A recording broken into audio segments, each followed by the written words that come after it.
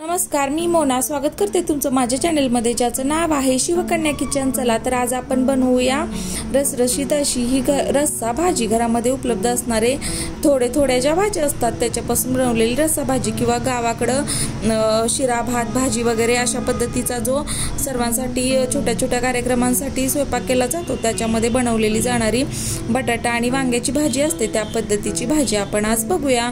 तर कुकर गरम करून घेतला, त्याच्यामध्ये तेल टाकायचं। तेल गरम झालं की 2 छोटे तमालपत्र, नंतर दालचिनीचा 1 तुकडा आणि चक्री फुलाचं थोड्याशा 2 पाकळ्या घातलेल्या आहेत। नंतर कढीपत्ता, जिरे आणि उभा लांब चिरून घेतलेला कांदा थोडासा पिंकिश कलर येईपर्यंत भाजायचा। त्याच्यामध्ये 1 टोमॅटो कट करून घालायचा। नंतर हळद, थोडासा गोडा मसाला घातलेला आहे, थोडासा गरम मसाला घालायचा। त्यानंतर जिरे पावडर, धने पावडर, तुमच्याकडे जे मसाले उपलब्ध असतील ते तुम्ही घालू शकता, किचन किंग मसाला वगैरे।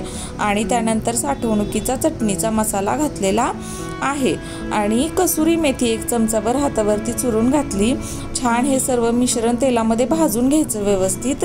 आणि त्यानंतर आपण थोडासा इथं हिंग घातलेला आहे आणि ज्या भाज्या आहेत इथं मी वाटाणा, फ्लॉवर, बटाटा, वांग हे सर्व जरा थोडे मोठे पीस कट करून घेतलेले आहेत। माझ्याकडे या भाज्या होत्या त्या मी वापरलेल्या आहेत, तुमच्याकडे वाटाणा फ्लॉवर नसेल तरीही चालू शकतो।